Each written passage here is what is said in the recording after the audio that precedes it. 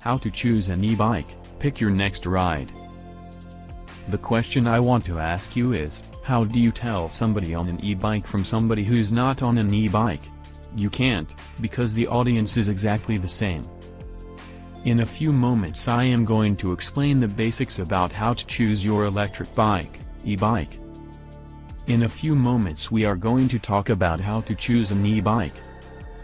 The person to ride an e-bike is virtually anybody. It could be you, or even you.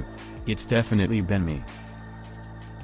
There is virtually every style of bike available in the form of an e-bike, cruiser, cargo, hybrid, and even foldable.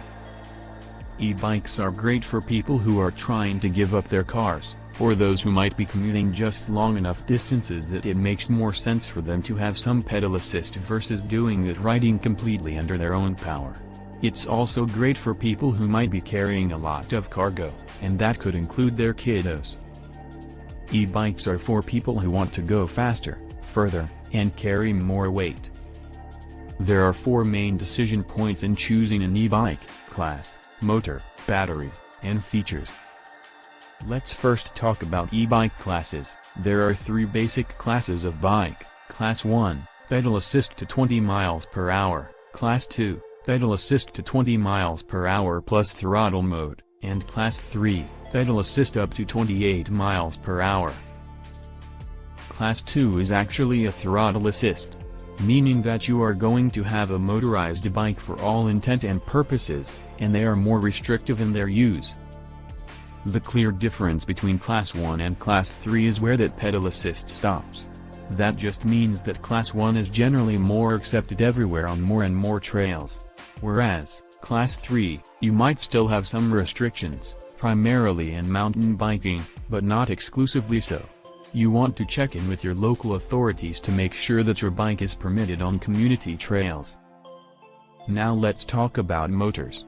Motors generally come in 2 types, either placed in that bottom bracket called a mid-drive motor, or they'll be located in either the front or the rear hub, so a hub drive motor.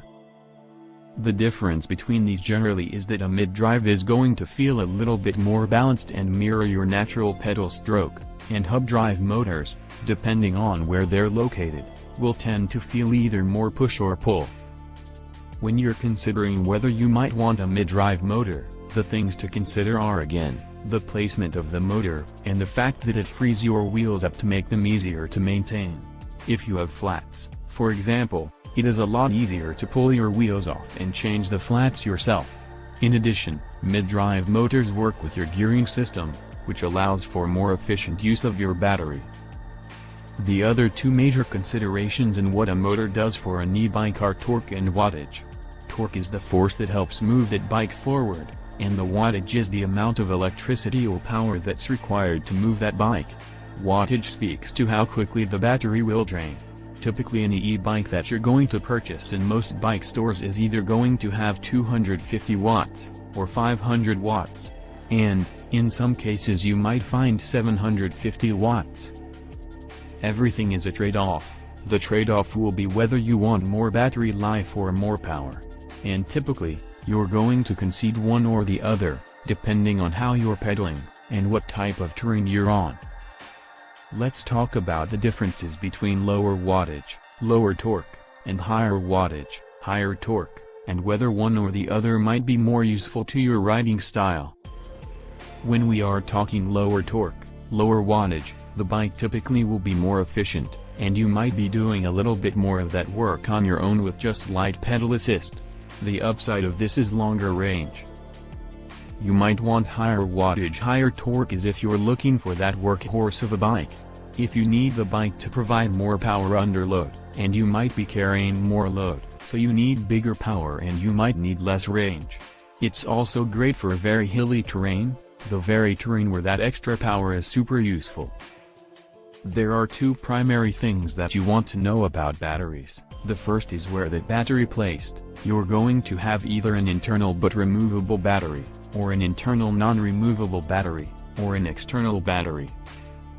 The pros and cons of these are that, clearly in an internal battery, whether it is removable or not. An internal battery makes for cleaner lines on the bike, and makes everything look and feel a little bit more like a regular bike. And it allows you also the option for some braze-ons where you can actually still attach a water bottle cage, for example. An external battery will be more easily removable, and typically more easily exchangeable, and they can be placed in several different areas on the bike. The second consideration of a battery is the capacity of the battery. Typically you're going to find that batteries on e-bikes range from about 250 watt-hours to about 500 watt-hours, but you might find some numbers in between that depending on the brand of the bike. The wattage rating just reflects the battery capacity. The question that everybody asks when they are looking at e-bikes is, how far will this bike take me? The easiest, simplest way to answer that is, it depends on how much pedal assist you're using. The more pedal assist you use, the lower the range. The less pedal assistance you use, the longer the range. When you're considering what the range of the bike is, do consider that manufacturers will post what that range can be. It might be 20 to 40 miles, it might be 40 to 50, or 50 to 70 miles. But, be aware that that range is based on the least amount of pedal assist being used in that e-bike. There are a couple of final considerations that you might want to think about when you are choosing your bike. E-bikes start to have a lot of other really cool integrated features, like built-in lights, built-in security and locks. If you want those things incorporated into the bike, it is something also to think about when you're shopping for an e-bike.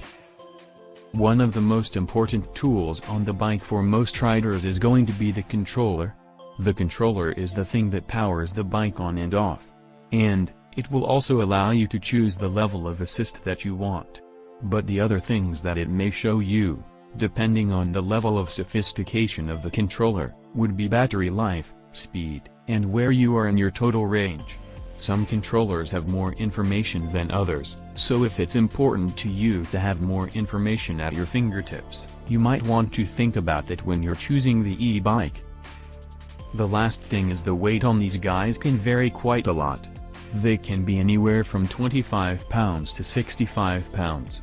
So keep in mind how you're planning on transporting the bike, and storing the bike, so that this bike will fit into your lifestyle. This should give you a lot of information to start the process for shopping for an e-bike. Click the link in the first comment to find our e-bike and accessory recommendations. As always, size and fit are really important, so check out my video on that and I'll see you out in the trail. And, in the next video.